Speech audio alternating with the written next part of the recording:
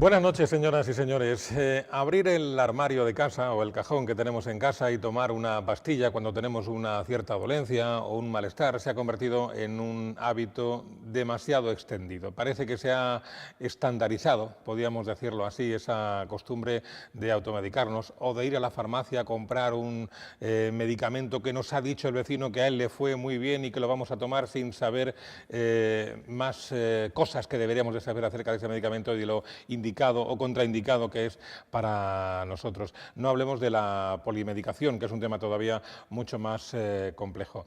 El tema de las pastillas, de la medicación, de la automedicación, de la polimedicación, va a ser objeto de tratamiento en este programa de Encantados de Cuidarte, porque en él vamos a hablar de la campaña Pastillas las Justas, que ha puesto en marcha la plataforma No Gracias, en colaboración también con la Asociación de Consumidores Consumur. Para hablar de este asunto tenemos, como cada semana, nuestros colaboradores habituales, los doctores Juan Enrique Pereñíguez y Juan de Dios González, ambos especialistas en medicina de familia y comunitaria. Buenas noches a los dos. Hola, buenas noches. Bienvenidos. Y hoy han traído como invitado al doctor Abel Novoa, que también es especialista en medicina de familia comunitaria, de familia y comunitaria, y es a su vez presidente de la plataforma No Gracias, por tanto impulsor también de esta campaña denominada Pastillas las Justas. Doctor Novoa, buenas noches. Buenas noches. Vamos a empezar, como siempre, con un vídeo ilustrativo que nos han preparado Cristina Egea y Ana Polo. Ya saben que son dos compañeras estudiantes de cuarto de periodismo que están haciendo sus primeros pinitos en la profesión con nosotros y le hemos pedido que nos prepararan, como decimos, un pequeño vídeo que nos ilustre antes de entrar en conversación sobre el asunto de hoy. Pastillas las Justas. Los medicamentos son la tercera causa de muerte en Estados Unidos y producen 197.000 muertes cada año en la Unión Europea. Esto es, 587 muertos cada día, una cifra que es 7 veces superior a los fallecidos por accidentes de tráfico. La polimedicación, es decir, la toma de más de 5 medicamentos distintos cada día, se ha relacionado con una peor adherencia terapéutica, más efectos adversos, más interacciones farmacológicas, más caídas, más ingresos hospitalarios y más mortalidad. Según los datos de la Consejería de Sanidad, en la región de Murcia existen unos 110.000 pacientes polimedicados, 21.000 pacientes toman más de 10 medicamentos diarios y 2.500 pacientes más de 15. Hoy en día existe suficiente evidencia de que la investigación y promoción de los fármacos está básicamente al servicio de las grandes corporaciones farmacéuticas y no siempre responde a las necesidades reales de la salud de los consumidores. Para mejorar la calidad y la seguridad de los medicamentos se necesita formación. Contar con la participación activa de la ciudadanía es clave. Hacen falta pacientes y consumidores involucrados en su propio cuidado en el uso más seguro y efectivo de los medicamentos. Son comunes los errores y los consumos inadecuados, que también tienen efectos adversos para la salud. El riesgo de padecer problemas relacionados con los medicamentos es alto si tiene más de 65 años, si toma más de 5 medicamentos, si padece varias enfermedades crónicas, si es atendido por diferentes especialistas o si ha sido dado de alta recientemente en un hospital. Estos 7 consejos pueden ayudarte a usar los fármacos de una manera más segura. Conoce los medicamentos que tomas. Periódicamente revisa los medicamentos que tomas y hazlo junto con el médico, la enfermera o el farmacéutico de confianza. Da una oportunidad a las opciones no farmacológicas. Antes de iniciar un nuevo tratamiento, asegúrate de que no existen alternativas sin pastillas y de que el medicamento es realmente necesario. Medicamentos los justos y necesarios. Tan importante para tu salud puede ser tomar un medicamento necesario como dejar de tomar los innecesarios. No hay medicamentos de por vida. Un medicamento puede ser adecuado en un momento de tu vida, pero más adelante dejar de serlo o incluso llegar a ser perjudicial. Los cambios poco a poco. Si las circunstancias lo permiten, al comenzar a tomar varios medicamentos al mismo tiempo, es preferible que empiece primero con uno, luego con otro y con la menor dosis posible. No hay medicamento libre de riesgos. Si toma muchos medicamentos o ha comenzado a utilizar alguno nuevo, cualquier síntoma diferente que note puede ser un efecto adverso. Lo nuevo no siempre es mejor. Los medicamentos que llevan más tiempo en el mercado son más conocidos y su uso suele ser más seguro que los novedosos. No podemos olvidar que todos los medicamentos pueden llegar a producir algún tipo de daño. La medicación tiene incertidumbre, complejidad y conlleva riesgos. Bueno, a ver, para ir entrando un poco en materia, doctor Nova, ¿usted cree que como diría yo, se ha banalizado un poco el uso de las pastillas o determinados medicamentos? ¿Se ha estandarizado demasiado ese gesto de abro el armario, me tomo una pastilla y esto se ha acabado? ¿Qué opina? Bueno, yo creo que sí. Yo creo que las cifras hablan de un incremento de consumo de medicamentos que no es proporcional al incremento de la, digamos, de la patología.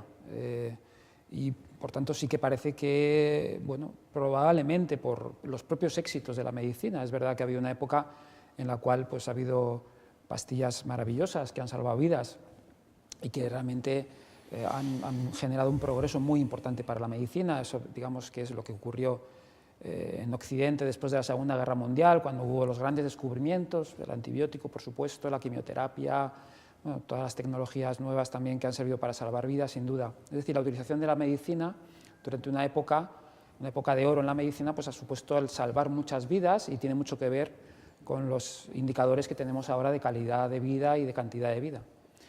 El problema es que, bueno, pues el panorama ha cambiado, han cambiado muchas circunstancias, ha cambiado la sociedad pues ahora demanda remedio para todo.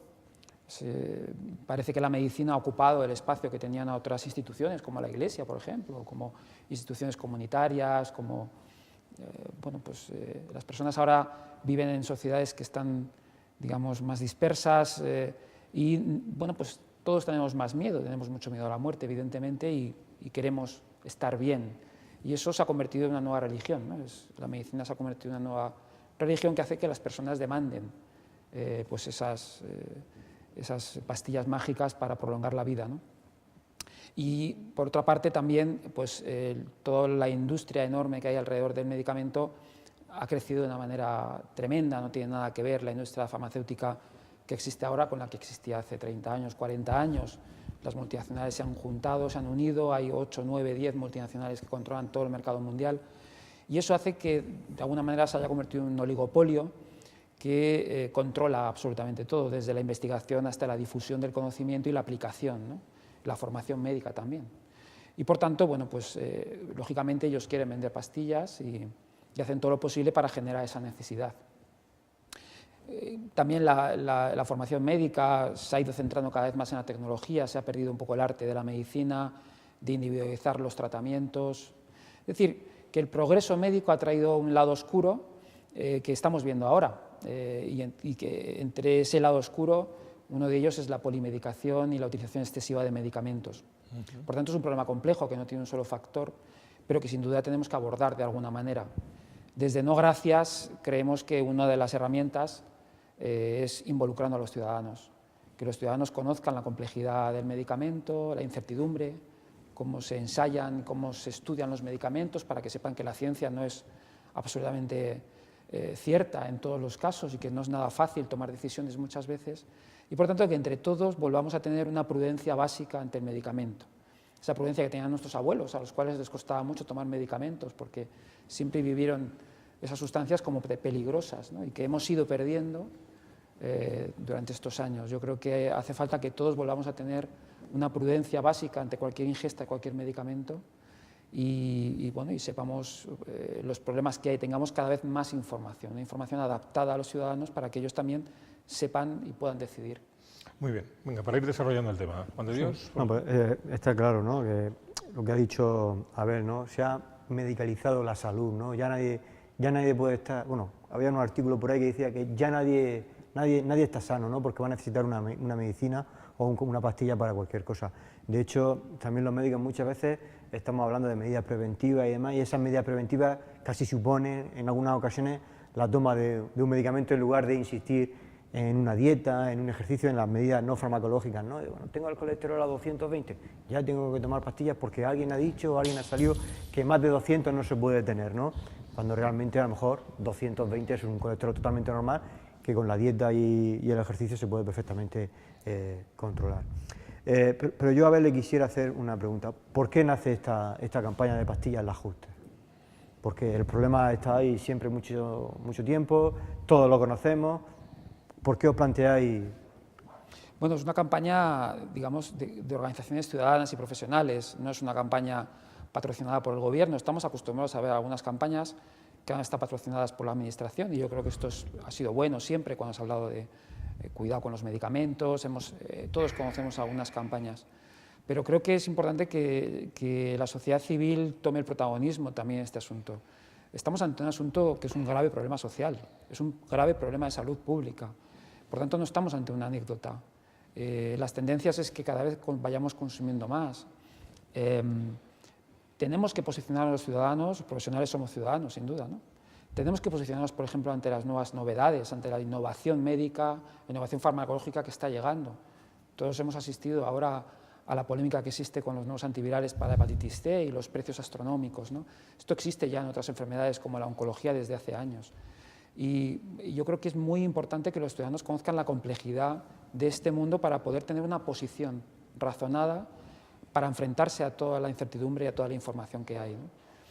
Este fue un poco el motivo básico, el incorporar a la ciudadanía que trabajando junto, codo con organizaciones profesionales, pues podamos ir generando un conocimiento que es necesario. Es el gobierno del conocimiento que en las sociedades democráticas debe contar necesariamente con la ciudadanía. Los medicamentos son uno de los productos de consumo más frecuentes. Hay pocos productos que se ingieran que se consuman tanto como los medicamentos. Sin embargo, hay pocos productos de consumo donde los consumidores tengan tan poca información. Los consumidores tienen mucha información sobre los móviles o sobre la carne que viven en IKEA, ¿no? El contenido, si tiene carne de caballo, si tiene... pero no tienen prácticamente ninguna información sobre los medicamentos que consumen.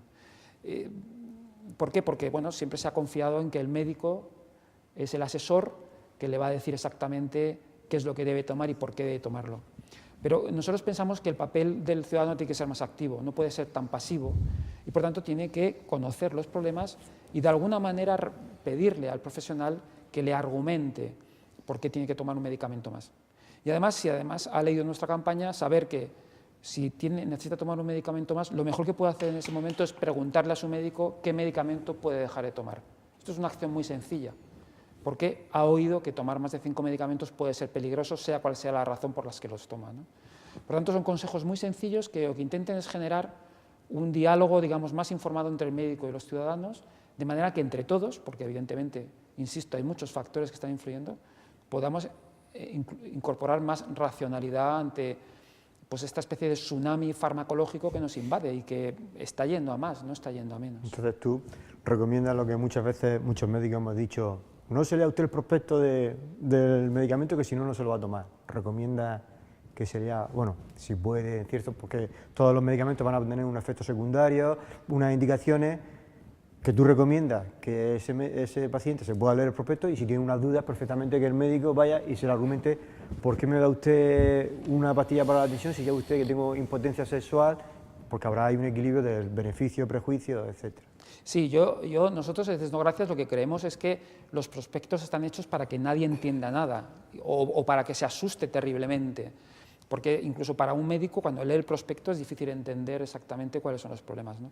No, ya hay estudios que demuestran que se puede dar una información muchísimo más sencilla, mucho más entendible, con procedimientos estadísticos que vosotros conocéis, como número de pacientes a tratar. Esto se puede explicar a los pacientes muy bien, y que cuando se ha hecho, los pacientes entienden perfectamente lo que leen, no como ahora, donde no se enteran y que incluso se alarman, ¿no? Por tanto, una de las primeras cosas que hay que hacer es cambiar los prospectos, y nosotros estamos en ello, en cambiar los prospectos.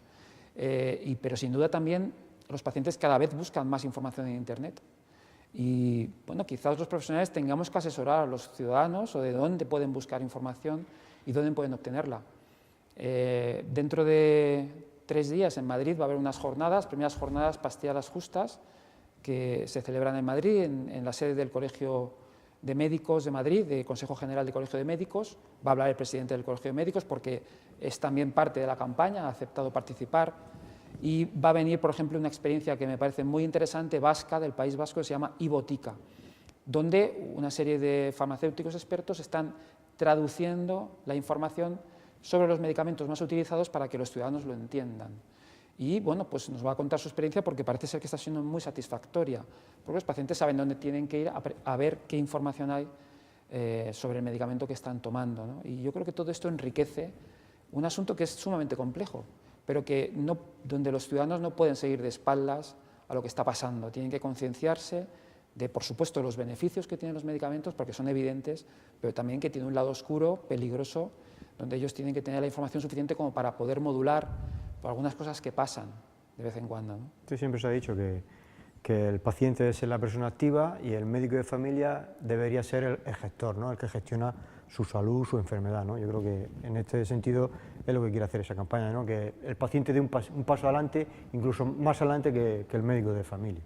Exacto, yo creo que esto es importantísimo, el papel activo del ciudadano de cara a sus medicamentos, porque lo contrario significa pasividad, significa incluso una irracionalidad, una falsa esperanza en que todo se pueda solucionar con medicamentos.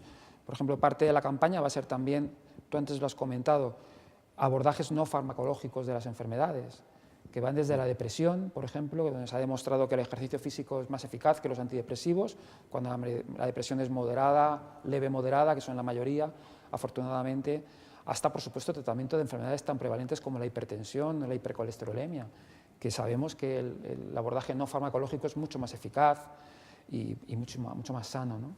Por tanto, digamos que esta campaña es el inicio de un movimiento que en otros países está mucho más avanzado, en los países, sobre todo en Estados Unidos, donde es verdad que los ciudadanos pagan más los medicamentos y por tanto son más consumidores que aquí, donde se paga menos, cada vez pagamos más, desgraciadamente, pero en Estados Unidos llevan muchos años siendo consumidores porque pagan prácticamente todo el precio del medicamento.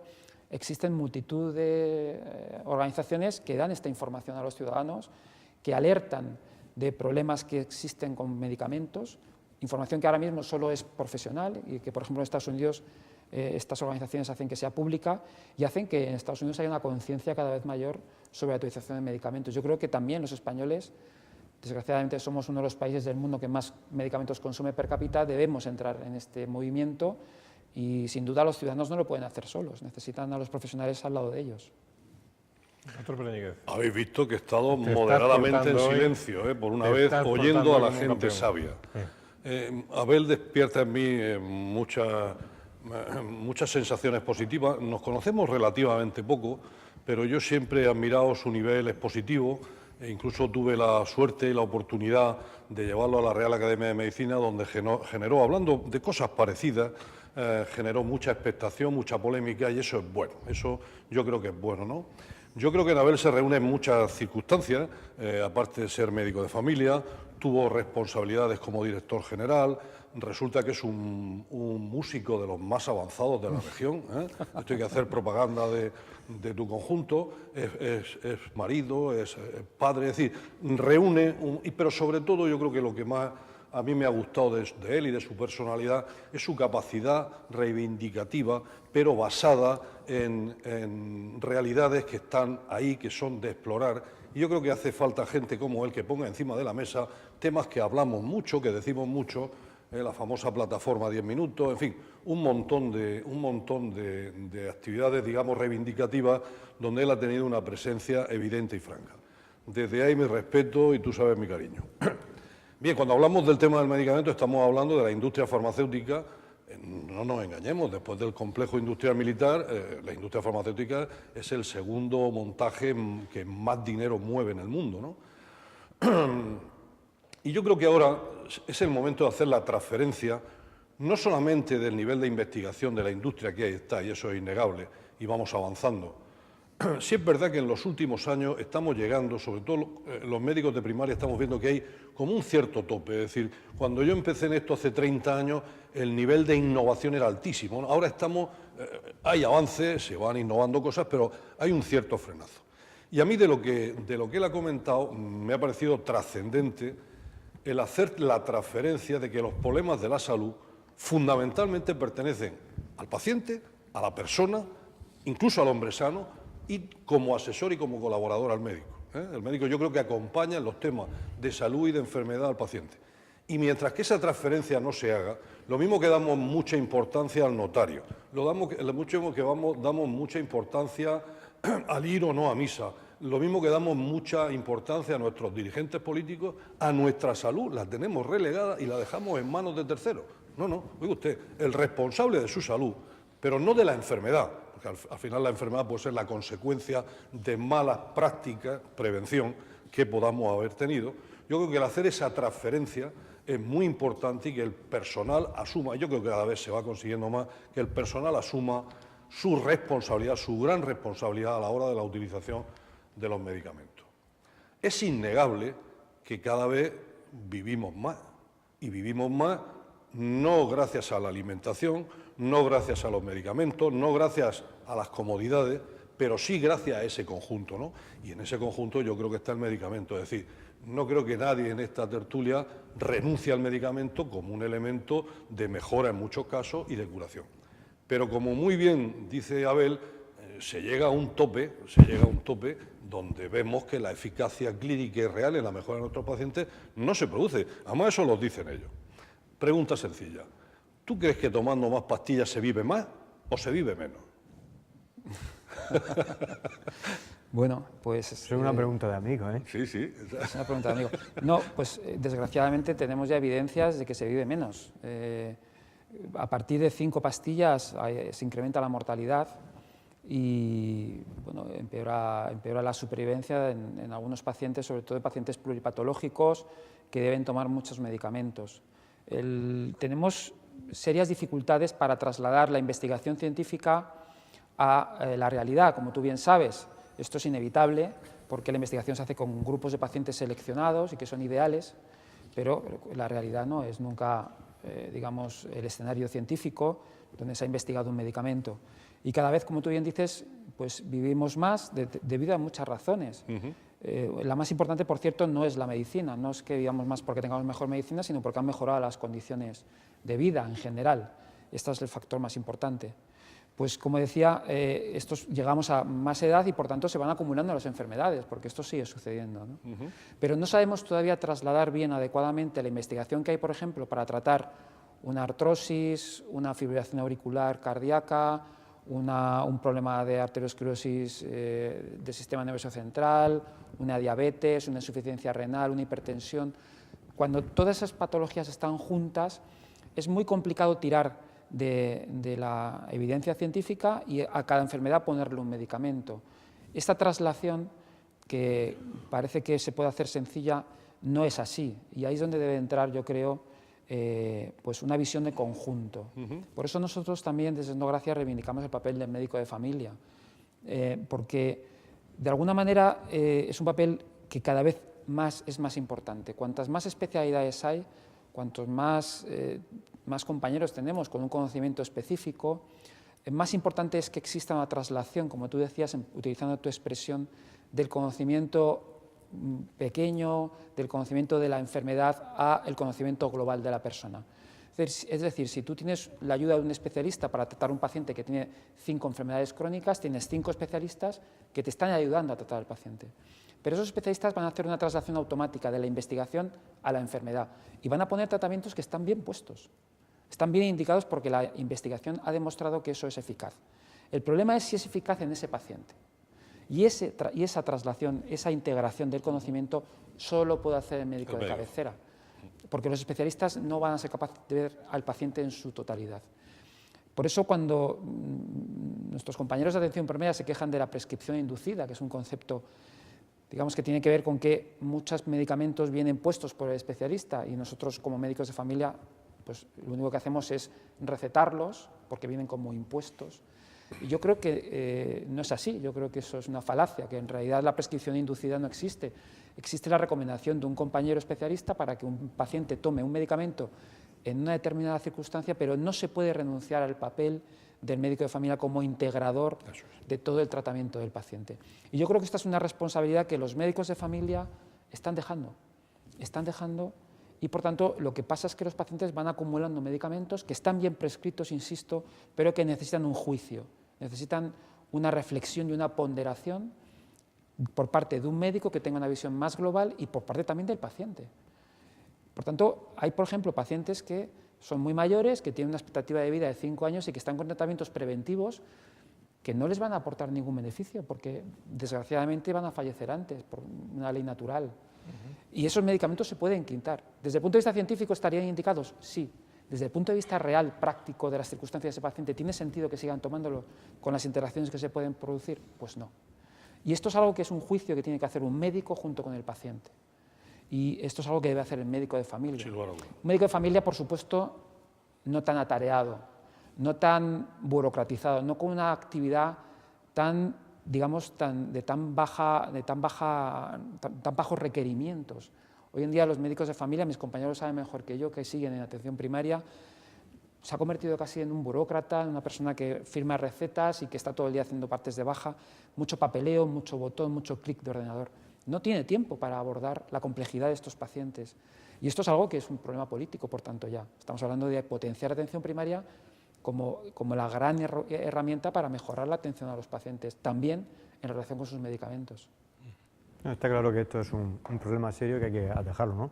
De hecho, hay estudios que dicen que el 20% de las visitas a los servicios de urgencia de hospitales están provocados por la toma de algún fármaco de manera inadecuada, ¿no? Si en el Hospital Morales Messier, que es donde trabaja Abel, tiene una media de 300 diarios, pues imaginémonos que son 60 pacientes al día van porque un fármaco le ha producido un efecto secundario o un inconveniente, ¿no? Como puede ser una caída en un anciano, ¿no? España es el campeón mundial en toma de benzodiazepinas y antidepresivos. Muchos antidepresivos y benzodiazepinas tienen como efectos secundarios debilidad muscular, que se puede producir una caída y una fractura de cadera fácil en una persona mayor, ¿no? Con lo cual, bueno, es un tema bastante importante. De hecho, existen los efectos adversos, ¿no? Y que ningún medicamento está libre de tenerlo, ¿no? Pero bueno, si estamos hablando que creo que en la región de Murcia 2.500 personas tomaban más de 15 fármacos diferentes al día, pues ya tomando más de 8 tenemos un 100% de posibilidades de que vamos a tener un efecto adverso, ¿no? Bueno, pues esto habría hay que solucionarlo. Vosotros recomendáis que periódicamente se revisen los medicamentos. ¿Con qué periodicidad debería una persona mayor o el cuidador de esa persona o una persona misma revisar su botiquín? Bueno, nosotros cada vez que se prescribe un nuevo medicamento, decimos en la campaña, es un buen momento para revisar los medicamentos que se están tomando. Y probablemente la pregunta más importante que puede hacer un paciente en ese momento a su médico es: doctor, voy a empezar a tomar un nuevo medicamento, ¿cuál puedo dejar de tomar? Porque es probable que haya algún medicamento que se pueda dejar de tomar porque han cambiado las circunstancias o porque se ha visto que ya no es efectivo. Hay medicamentos que se ponen como un plan terapéutico para ver si funcionan y cuando pasa un tiempo se ve que no lo hacen y que por tanto pueden ser retirados.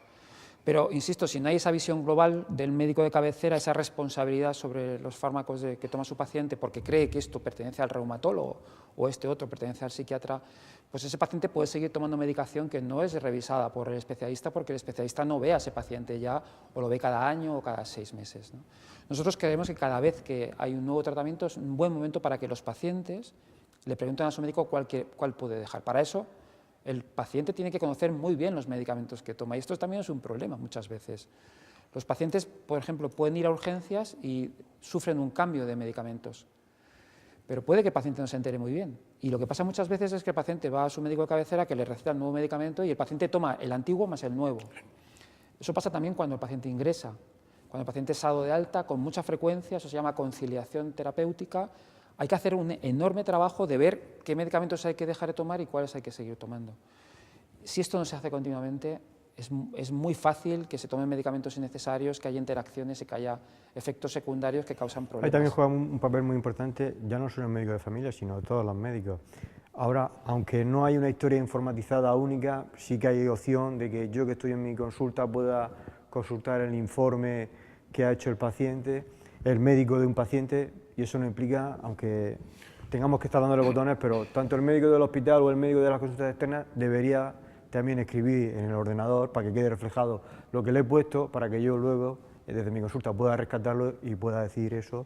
Digo, mira, pues sí, tómate esto, quítate esto, porque todos hemos tenido pacientes que con los genéricos estaba tomando el enalapril para la tensión, pero yo le había mandado en su momento el hipoartel, que también en el enalapril se estaba tomando, como tú dices, nadie le ha dicho quítate uno, se está tomando la misma pastilla 2 veces, ¿no?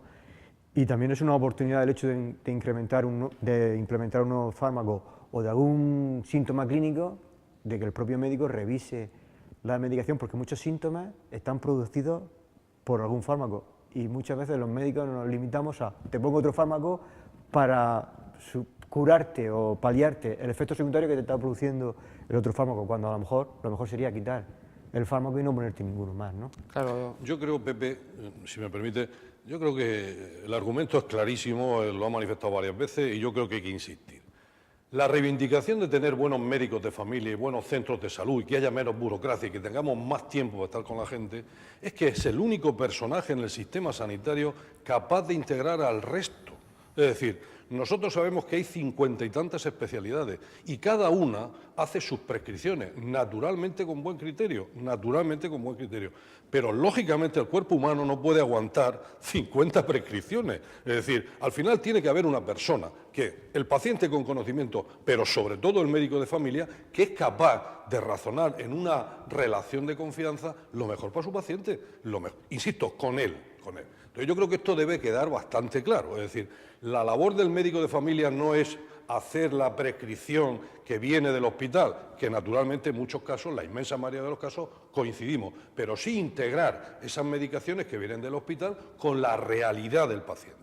Y la realidad del paciente es que uno tiene una edad, tiene una formación, tiene unos problemas, aparte del riñón tiene el ojo, etcétera, etcétera, etcétera. Y yo creo que el único elemento, el único sujeto del sistema que es capaz de integrar eso es el médico de familia. De la reivindicación de Abel y de mucha gente, donde decimos necesitamos tiempo para hacer esas cosas, no para hacer 4 recetas, que son importantes, que hay que hacerlas, pero, en fin, estamos hablando de que los médicos están para solucionar problemas de salud y después de enfermedad. Primero de salud y después de enfermedad. Bien. En ese sentido, creo que queda claro, creo que hay que reivindicar la palabra del médico de familia.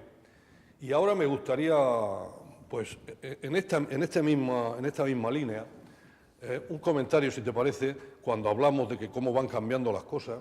Yo recuerdo que cuando yo acabé la carrera, ser diabético era 140. Tener más de 140 de glucemia es que una persona era diabético, ¿no? Eso no lo estudié yo en mis manuales. No, y yo terminé la carrera hace años, e inexperto, pero bueno, sigamos.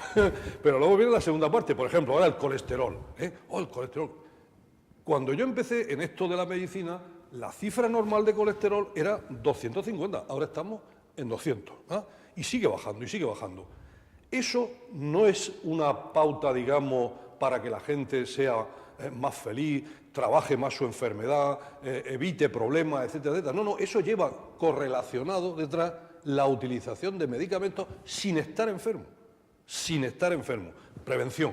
Oiga usted, si la prevención estaba en 200 y ahora los estudios que Abel ha dejado caer por ahí, y yo quiero que hables de esas cosas, pues los estudios dicen, la mayoría de los estudios se hacen en personas con problemas, no en personas sanas. Es decir, si os dais cuenta, está habiendo un continuo y permanente avance de la necesidad de la prescripción en pacientes que no tienen enfermedades y que pueden solucionar sus problemas solo con pastillas, no con vida saludable, sino con pastillas.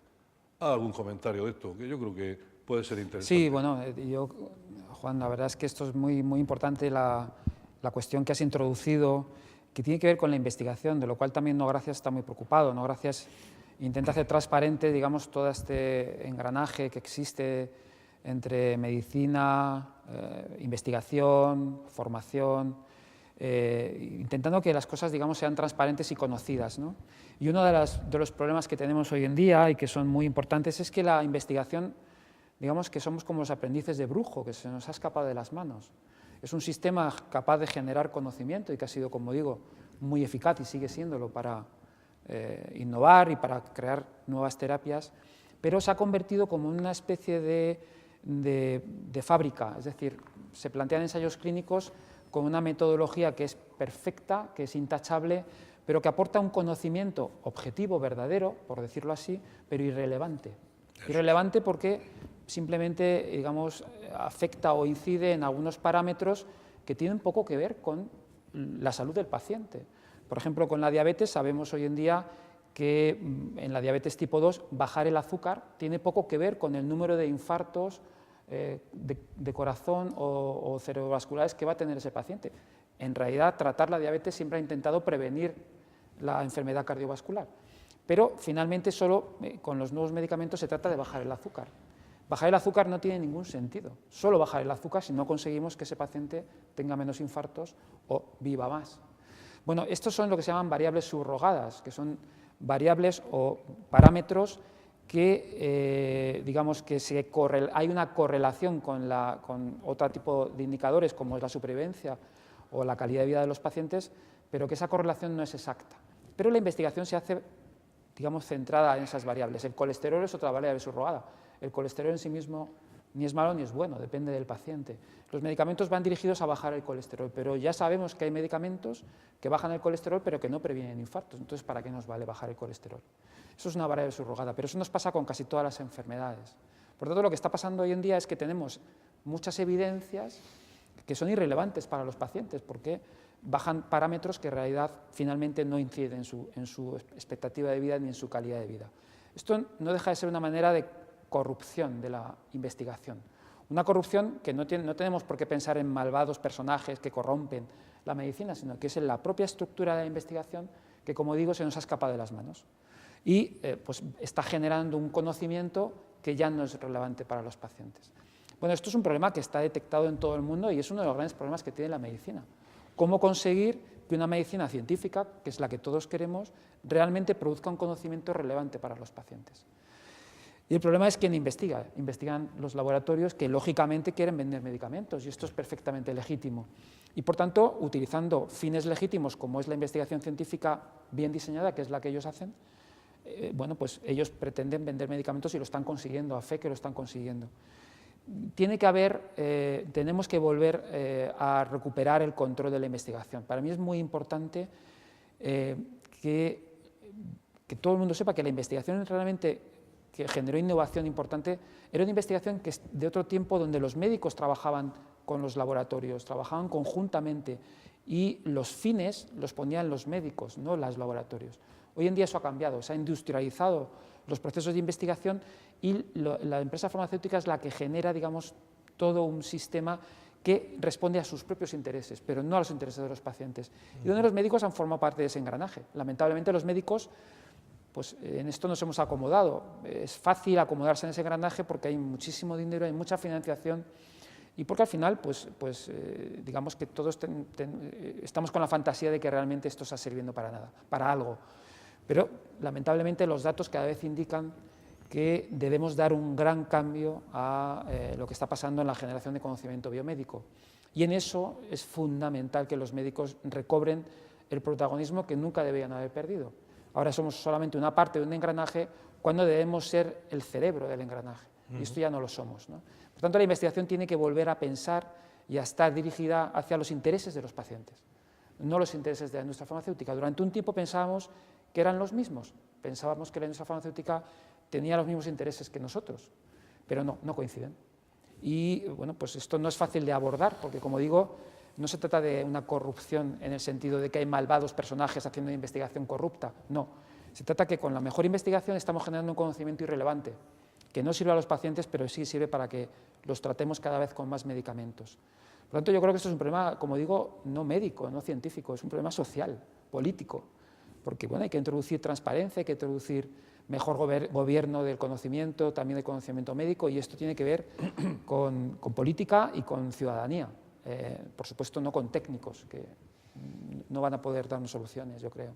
Vamos a hacer una pausa en este punto del programa y a la vuelta de la misma seguimos hablando del tema de hoy, pastillas, las justas.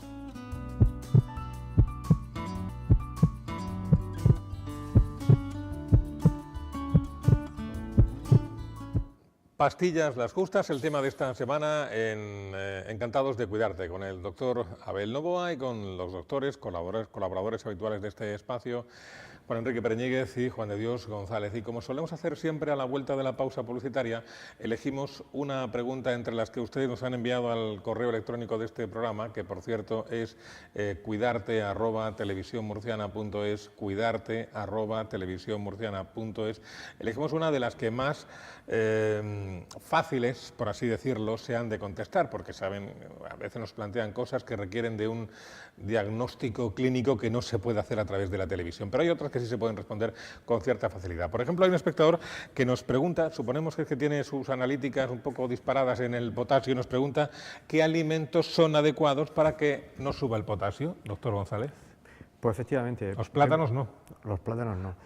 Como la semana pasada estuvimos hablando de nefrología, problemas de riñón, dijimos que los pacientes que tienen un problema de insuficiencia renal pues deben limitar los alimentos con contenido alto en potasio, sobre todo porque el aumento del potasio en sangre produce pues bueno, pues debilidad muscular, hipoventilación, dificultad respiratoria en cierta manera, y sobre todo producen alteraciones en el ritmo cardíaco del corazón que puede tener consecuencias fatales, ¿no? Entonces por eso dicen que deben limitar los alimentos. El problema de todos estos pacientes es que yo como mucha fruta, pero me ha dicho el nefrólogo que no puedo comer fruta, ¿no? Hombre, sí se puede comer fruta, ¿no? Podemos comer una o dos piezas de fruta fresca, pero preferiblemente manzana o pera, que si las cocemos muchísimo mejor, porque van a perder la mitad de potasio que contienen, y evidentemente tenemos que evitar el plátano, el kiwi, la uva, el melón, la sandía, la ciruela y las cerezas, ¿no? Luego a muchas personas les gusta comer frutas en almíbar, ¿no? Podemos comer piña y melocotón en almíbar, pero previamente deberíamos quitarle el almíbar y lavarlas. Escurrirlas, lavarlas. Efectivamente. También tendríamos prohibido lo que son los frutos secos y el chocolate, básicamente, y si somos muy cafeteros, pues el café debería ser de cafetera, no café de este soluble que se vende en grano, ¿no? Bueno, luego podríamos hablar de las verduras, que habría que cocinarlas durante 4 o 5 minutos, y cuando el agua estuviera hirviendo, pues deberíamos cambiar el agua, ¿no? Pero básicamente para prevenir los niveles de potasio y que no sean altos, pues bueno, pues podemos comer fruta fresca, 1 o 2 piezas diarias, preferiblemente manzana y pera, y si somos capaces de cocinarlas antes de comerlas, muchísimo mejor. Y el almíbar lavado y escurrido. Muy bien. Doctor Pereñíquez, quería hacer una... No. Yo creo que aparte de que ahora Bueno, nos me ha dicho diga que sí quiénes antes. son las personas que participan en esta asociación de pastillas Las Justas, a mí este tipo de programas me gustan mucho. Me gustan mucho porque, por ejemplo, hemos empezado hablando de la autorresponsabilidad del paciente y hemos terminado hablando de la alta investigación, es decir, de la persona que debe conocer lo que tiene que tomar, del papel y del protagonismo del médico de familia, de la importancia de las pastillas, a la gran investigación que hace la gran industria farmacéutica y que en muchos aspectos, como señalaba Abel, pues hombre, ha habido medicamentos que han sido decisivos para la historia de la humanidad, pero que también es verdad que últimamente, o por lo menos lo que está llegando a la atención primaria, son medicamentos que la aportación que hacen a los nuevos, digamos, a la mejora de la salud de los pacientes, pues realmente todos los profesionales lo sabemos, que tampoco está siendo de tanta locura, ¿no? Entonces, Abel, si te parece, podríamos hacer alguna pequeña referencia a las organizaciones que forman parte de Pastillas Las Justas, y luego vosotros recomendáis o tenéis o habéis dado 7 reglas para movernos con los medicamentos. Pues, adelante. Sí, bueno, sí, yo creo que es de justicia nombrar a las organizaciones que a nivel nacional han presentado la campaña y también a las que lo han hecho a nivel regional. A nivel nacional la campaña ha estado patrocinada y para nosotros ha sido muy importante poder trabajar con ellos, con la OCU, que es una gran organización de consumidores, tiene más de 200.000 socios, es absolutamente independiente, no recibe dinero ni de industria privada ni tampoco del Estado, solo se financia con los socios, y que ha tomado este camino, digamos, de intentar generar conocimiento a los ciudadanos sobre los medicamentos y que nos ha ayudado en la organización de la campaña, la OCU, Organización de Consumidores y Usuarios. Y nuestro otro partner, digamos, profesional, que es un grupo de investigación extremeño, de unos médicos de familia, por cierto, y algún farmacéutico también, que investigan sobre polimedicación, se llama Polimed Labs, y ahora mismo son el grupo de referencia en cuanto a investigación de polimedicación y que también están en la campaña Pastillas Las Justas. Existe una página web que se llama pastillaslasjustas.com, donde vienen todos los consejos con desplegables y donde hay unos documentos muy sencillos de entender, donde pueden ir los ciudadanos y bueno, pues enterarse en detalle de cada uno de los consejos. A nivel regional lo hemos presentado también con, yo creo que la organización de consumidores más importante que hay en Murcia, que es Consumur, que pertenece a Facua, digamos que está aliada con Facua a nivel nacional, pero que en Murcia se llama Consumur, y con la Sociedad Murciana de Medicina Familiar y Comunitaria, que también nos está ayudando a la difusión en todos los centros de salud de esta campaña. Yo creo que la campaña está teniendo repercusión porque es una campaña que todos los profesionales asumen como sensata, razonable y necesaria. Y también, pues, por supuesto, agradecer a los medios de comunicación que estén dándonos esta oportunidad de poder contarlo, ¿no? Y en cuanto a esas reglas que decía el doctor Pereñíquez, ¿podríamos al menos resumirlas? Si no desarrollarlas todas, resumirlas un poco. Sí, por supuesto. Antes lo ha comentado en el estupendo entrada que habéis hecho, lo han comentado los periodistas, pero lo podemos repetir. El primer punto, la primera regla es conoce los medicamentos que tomas. Hemos hablado de eso, la necesidad de que periódicamente el paciente con su enfermera, con su farmacéutico de confianza, con su médico de familia, revise los medicamentos que toma porque puede haber algún error que pueda ser detectado. Lo ideal es que se haga con la bolsa de medicamentos, o sea, no se haga que el paciente vaya con la bolsa de medicamentos a la consulta y se revisen los medicamentos dentro de la bolsa, porque es la manera más fiable de hacerlo. El segundo consejo es dar una oportunidad a las opciones no farmacológicas. Lo hemos comentado también. En muchísimas patologías, muchísimas dolencias, las opciones no farmacológicas son mejores que las farmacológicas. Debemos ya rechazar esa imagen de he ido al médico de cabecera y no me ha recetado nada, no me ha hecho nada. Y esto no es así, porque el médico de cabecera probablemente le ha dado un mensaje que puede ser tan eficaz o más que un medicamento y desde luego mucho más seguro. En tercer lugar, los medicamentos los justos y necesarios. Tan importante para la salud es tomar un nuevo medicamento como dejar de tomar un medicamento innecesario. Las circunstancias de los pacientes cambian y pues hay que muchas veces reconsiderar la indicación de algunas pastillas que se pueden dejar de tomar y que seguro que va a ser mejor para la salud para el paciente. No hay medicamentos de por vida. Esto tiene que ver con el consejo anterior. Los pacientes cambian en sus condiciones. Tratamientos que hace 10 años eran imprescindibles, en un paciente añoso, un paciente muy mayor, pueden ser perfectamente prescindibles porque ya el efecto que tenían que hacer ya no lo va a conseguir y por tanto se tiene que revisar ese tratamiento. Cuando a un paciente dice, no, a mí esto me dijeron que tenía que ser para toda la vida, que esto es algo que los pacientes nos dicen, los médicos de familia siempre decimos, bueno, para toda la vida no. O sea, siempre hay que romper, digamos, esa idea que tienen los pacientes de que hay medicamentos para toda la vida. Permíteme un ejemplo, digamos para escenificarlo, ¿no? Por ejemplo, puede ser muy importante para un paciente que tiene problemas o que puede desarrollar problemas cardiovasculares, de los que hablamos continuamente en este programa, etcétera, etcétera, utilizar medicamentos que bajen el colesterol. Pero para toda la vida, ¿eso tiene indicación a lo mejor mantenerlo por encima de 80, 90 años? ¿Eso nos va a llevar a que el personal viva más, viva menos? No, no parece que tenga sentido. Yo creo que va por ahí, Abel. Exacto. Sí, el quinto consejo es los cambios poco a poco. Esto significa que si las circunstancias lo permiten, si se introduce un nuevo medicamento, es mejor hacerlo a la mínima dosis posible para detectar si ese medicamento va a ser bien tolerado. Y además, cuando se introducen varios medicamentos, hacerlo de uno en uno. Nunca introducir dos medicamentos juntos porque si hay algún tipo de efectos secundarios no sabemos cuál va a ser el causante. Y esto es un consejo básico, pero que muchas veces no se hace. El sexto consejo es no hay medicamentos libres de riesgos. Todos los medicamentos, incluso el omeprazol, que es el protector famoso que se utiliza ampliamente, el paracetamol, tienen efectos secundarios, sobre todo cuando se utilizan en una población muy amplia. Por tanto, no hay ningún medicamento absolutamente seguro, no hay ningún medicamento que se pueda tomar porque, bueno, total, como no hace nada, no, todos tienen efectos secundarios y, por tanto, todos deben tener una explicación y una lógica por la que se consumen esos medicamentos.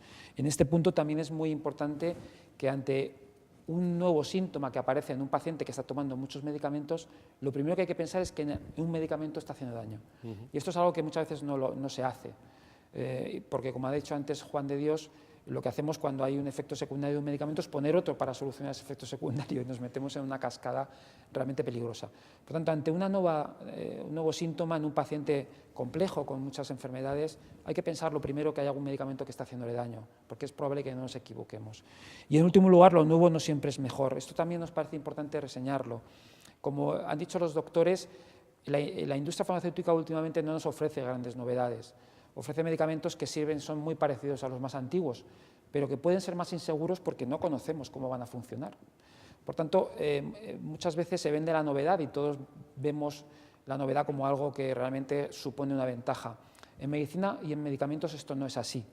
Y, por tanto, es mucho mejor muchas veces tomar medicamentos más antiguos, muchos de ellos genéricos. Son medicamentos que tienen más de 10 años en el mercado y que, por tanto, ya pueden ser fabricados por fábricas genéricas y, por tanto, hay que romper también la lanza por los genéricos, medicamentos que muchas veces tienen mala prensa, una mala prensa que muchas veces fomenta la propia industria farmacéutica, que produce medicamentos patentados y que, bueno, pues que de alguna manera hay una idea de que son menos eficaces. Esto no es así para nada, científicamente probados, son exactamente iguales, son bioequivalentes y, bueno, pues muchas veces lo que suponen es que son medicamentos con más experiencia y que son más seguros. En Australia, por ejemplo, una recomendación es no tomes ningún medicamento que tenga menos de 5 años, le dicen a los pacientes, ¿no? Como una recomendación básica. Si tu médico te pone un medicamento de menos de 5 años, pregúntale si no existe otro más antiguo con el mismo efecto, porque va a ser más seguro. Y ahora una pregunta que se me antoja muy práctica, al hilo de todo lo que hemos hablado hoy y al hilo de lo que hablábamos la semana pasada con la nefróloga María José González, cuando comentábamos lo del paracetamol y el ibuprofeno, que su uso inadecuado puede ser perjudicial para el riñón. Ante el caso de una persona que tiene de vez en cuando, no digo quien tenga una cefalea permanente, sino un dolor de cabeza de esos que de forma común nos da a todos de vez en cuando, ¿podemos tomar en casa algo? ¿Tenemos necesariamente que ir a consultar? ¿Cuál sería? A ver, es que ahí entras en lo que es el autocuidado y la automedicación, ¿vale? Si de vez en cuando nos duele un poco la cabeza, o ahora que estamos en la época tenemos un catarro, que tenemos malestar general, perfectamente nos podemos tomar un paracetamol sin ningún tipo de problema. Ahí estamos hablando de autocuidado. Ahora, otra cosa distinta es que me duele la cabeza ya 2 semanas, me estoy tomando un medicamento 3 veces al día y sigo haciendo lo mismo y no acudo a un médico. Eso ya sería una automedicación y eso sí es lo peligroso. Lo primero de un paracetamol de uvas a peras porque me duele la cabeza o tengo un dolor, eso es autocuidado y eso no es peligroso. Vale. Marcos, estamos ya final. Sí, Doctor Pereñíguez, para ir cerrando. Yo quería hacer un par de toques finales, ¿no? En primer lugar, volver a decir que el responsable de la salud de cada uno es uno mismo y cuenta a la vez con un ejército que se llaman los médicos de familia y la actividad hospitalaria, que nos van a ayudar en el mantenimiento de nuestra salud y en un momento determinado que podamos caer enfermos, resolver el problema. Eso es muy importante, transmitir al personal que el responsable de su salud es uno mismo. Y eso significa autorresponsabilidad. En segundo lugar, al hilo de lo que decía Abel, ojo las personas que están tomando más de 5 medicamentos. Vuelvan a consultar con su médico de familia. Hay que revisar los tratamientos. A lo mejor hace falta, pero a lo mejor no. Pero a lo mejor no. Y en ese sentido yo estoy muy orgulloso de que haya venido Abel. Yo creo que aportó una visión distinta y complementaria al uso y yo creo que de eso nos enriquecemos no solamente los médicos, sino también la ciudadanía. Yo creo que sus aspectos críticos, pero científicos, aportan una visión muy interesante al ejercicio de la medicina. ¿Alguna consideración, Juan de Dios, para terminar? No, incidir en eso, en que de vez en cuando revisemos nuestro botiquín y que no nos tiene que dar apuro ir a nuestro médico de familia o al farmacéutico y decir, yo no sé por qué me tomo este medicamento. Bueno, pues ese ejército de médicos de familia al que hacía referencia el doctor Pereñíguez lo han capitaneado, lo han comandado hoy el doctor Juan de Dios González, Juan Enrique Pereñíguez y Abel Novoa, a quien le agradecemos mucho que nos haya acompañado y que esperemos que la campaña surta el efecto para el que ha sido diseñado. Muchísimas gracias. Gracias a vosotros. A ustedes también, gracias por estar ahí. Por cierto, ¿tenemos tema para la semana que viene? ¿O estamos... Hablar de medicina medioambiental con el pediatra Juan Antonio Ortega. Que ya nos acompañó en alguna que otra ocasión, ¿verdad? Muy bien, tema muy interesante. Recordamos gratamente aquel programa, por cierto. Gracias por estar ahí, nos encontramos el próximo martes aquí en Encantados de Cuidarte. Buenas noches a todos.